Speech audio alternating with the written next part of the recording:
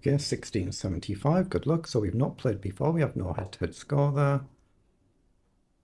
120 games for opponent, only 140 in Blitz, so relatively new account, so could be in the process of still establishing a rating. Let's go c6. I normally do e6, so just go for some variety here, but we're just going to still try and castle and then worry about what to do. Oops, just click anywhere on the board and it clears your markings there. Just be careful not to try and do an accidental pre-move. Okay. I like the idea of developing the bishop, but there's a little bit of a problem to come, so I'm just going to bring the knight out. The bishop up either square. Queen down is an issue, but you can always jump up, I think, and counter it. Do I want to do that? No, I'm just going to play a pawn up and bishop up and castle. You'll play a bishop up at some point in time. Maybe we'll do c5, spend an extra move.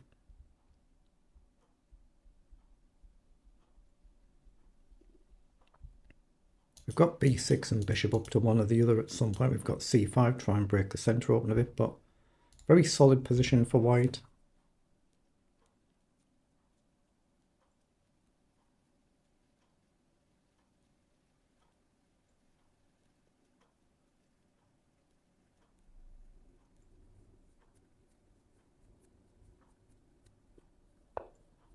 Okay, so he's played forward to stop the bishop check.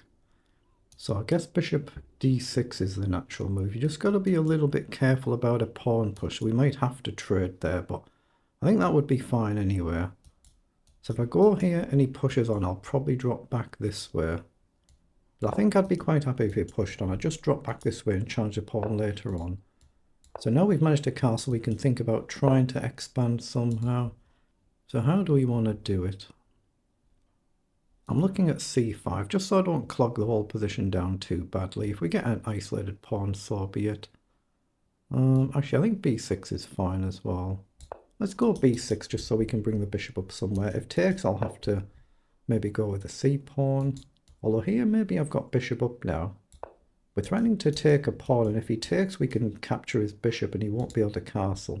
It'll still be fine, but just take an extra move or two. And rook across, knight up, just very natural move, so he has gone for it. Let's take. If he takes the pawn, I think we're okay to take back. But I might have to go with the c-pawn. I'd like to go this way, but then this pawn's going to be a little bit awkward to deal with. So I'll just go with the c-pawn there and try and deal up. Oh, he's gone queenside castling. Now that's a bit of a shock that I wasn't expecting. Okay, let's play up just so we've got the option rook across. A knight up might become a move. I was not expecting that.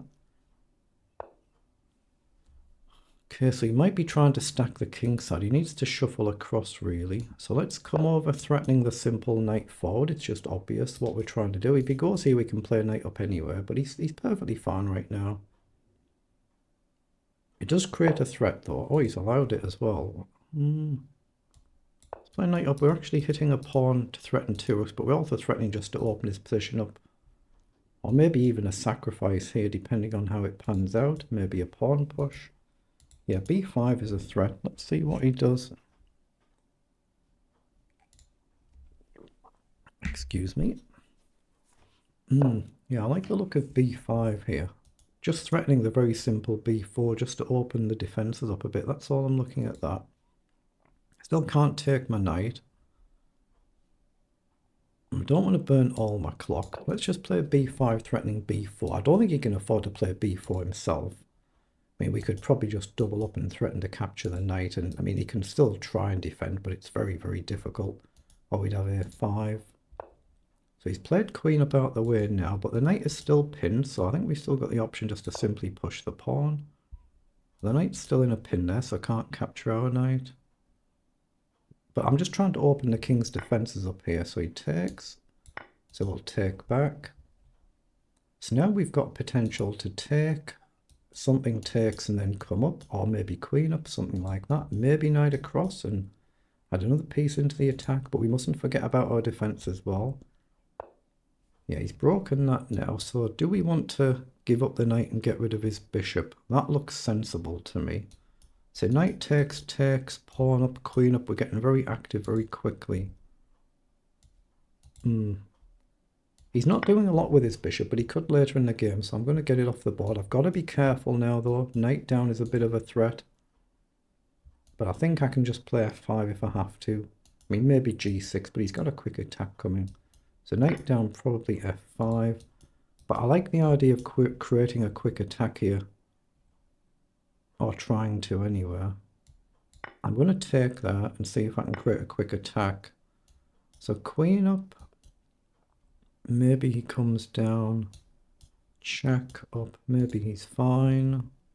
Do I want to play knight across or knight across? Do I want to just try and run the pawn? I think just knight over and threatening to jump in is fine. It feels like it. Then maybe queen up to hit the pawn. Let's see how he plays this, but I've got to be careful. He's only 2 steps off. So knight here, I might need to move like f6 just to stop the knight jumping further forward. Risky position for both of us. But we've got knight here, we've got knight here to directly hit the pawn. Okay, so he's running. So do we play a move like knight here? Say rook across. We can still jump in and hit the queen and come back to a very natural square, but it means he's getting deflected from his kingside attack, but he might be just trying to run his king away. Knight up here takes, rook takes. Actually, I like just a simple knight forward. If he takes, I'll just take and try and put the pressure on the pawn. If the knight comes off, there's less risk of a sack on h7. No. Do I go a bit silly here? No, that's a bit much taking there. But if I lose my outer pawn, I could be in a little bit of difficulty. That's what he's gone for there. So let's push it forward and try and push on again. Queen up and rook behind. But his king's running now. Yeah, this rook, I don't think I can afford to let that push another one, but it gives us a square for our queen, right? Maybe even here. So if I play queen up and he ignores me, can I take here? I think I can. Now I've got queen up here as a direct threat as well. Actually, that's a good move, I think. Queen up here. Okay, this pawn is loose, but I'm going after the king. If you spend a move defending it, we come across. But then this pawn could get lost. It's risky, but I'm going to do it, I think. I'm going to directly attack this pawn in one move. I've still got this, or maybe rook across to target this pawn. Taking a bit of a risk, though. f5 feels a bit bold, but yeah, I'm taking a risk here. Maybe I should have spent a move pushing the pawn up. So he's guarded. So I'll now spend a move pushing the pawn with a view to rook coming behind. The queen's probably going to have to come back. But rook across creates a nice nuisance threat. If his rook has to come this way, we may be getting in round the back. Maybe. Let's just see how it pans out.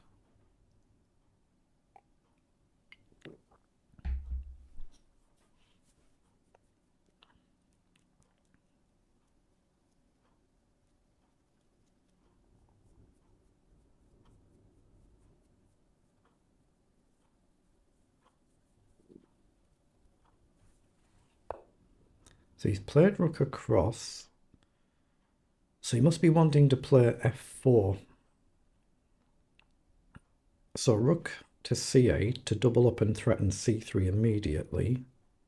If he plays f4, queen h4. If he plays g5, I just take the pawn with check, I think. So I think I'm going to play across and just threaten to go after the queen.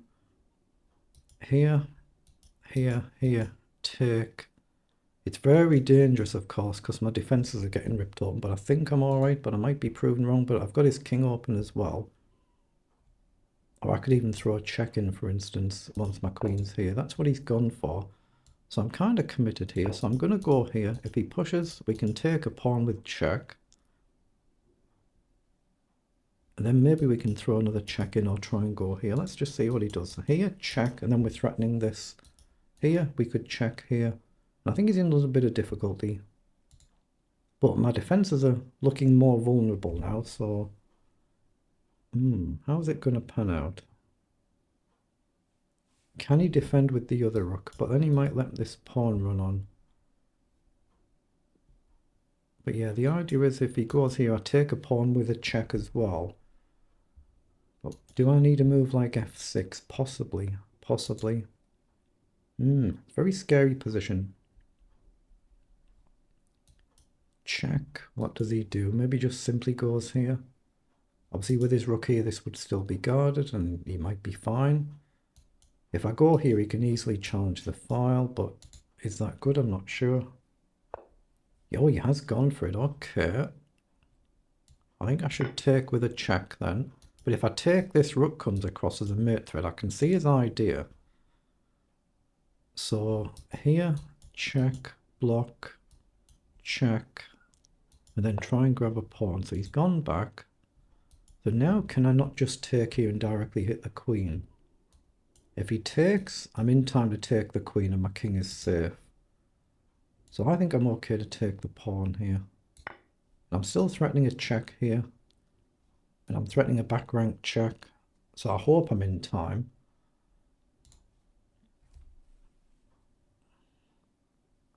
But yeah, I don't think he's in time to take the pawn this move. I don't think he's got a queen sack right now. We've got a little bit of time on the clock actually, haven't we? We should use it.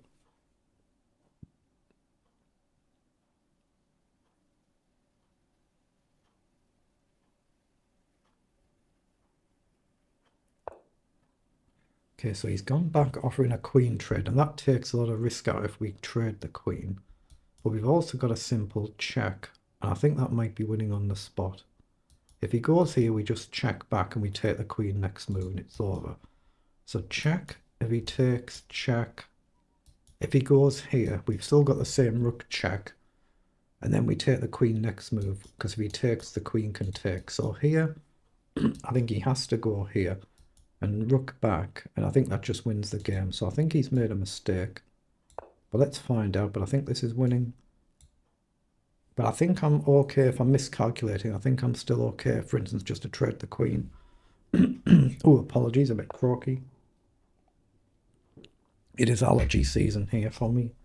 So I think I've just got rook back here, and the queen is pinned, so I can't take my queen, and he can't block it. So I think we just drop back, and that should be good enough.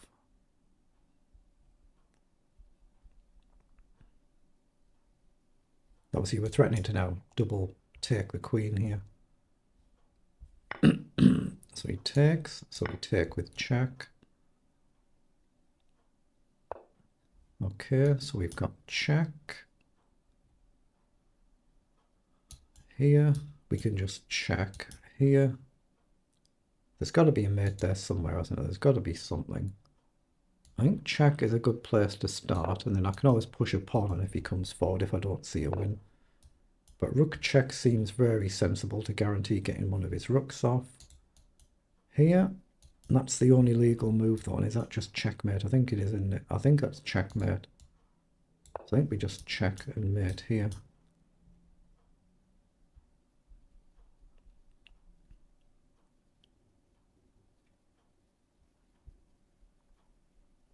I think that's his only move, and I've got rook across for checkmate next move. So that's a nice checkmate, but decent effort, well done. Let's put it through the engine and see how it says we've played. We've got our rating back to all the twos again. So we've got 35 moves, so they're the move times that we've each played. Let's request an analysis.